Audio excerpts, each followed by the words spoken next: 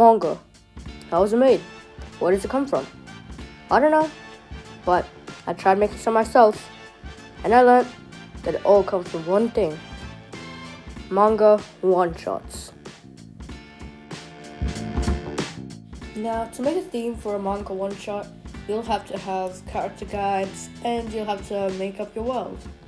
But I stumbled upon a problem when I was making these. Yep, it was pretty much copied.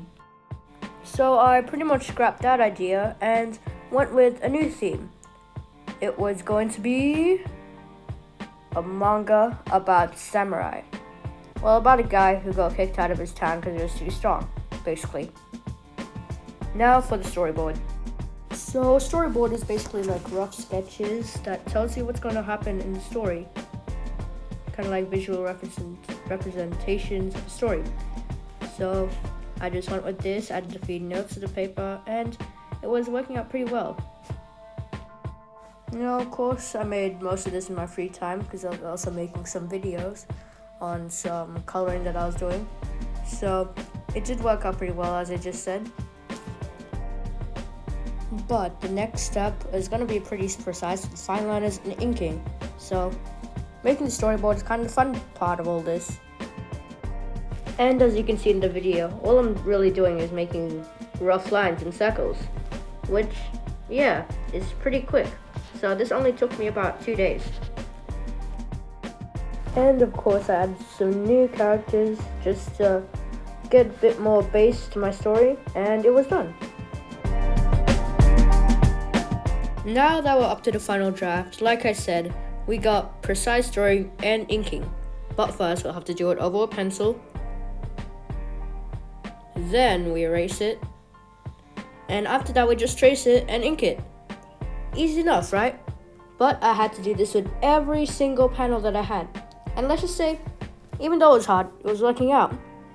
Until my whole schedule was eventually just manga. Which, honestly, I enjoy. Because one day, I hope to make really good manga that everybody can see. Probably move to Japan from here in Australia. Who knows? But enough about me. I'll let you see the rest of the process.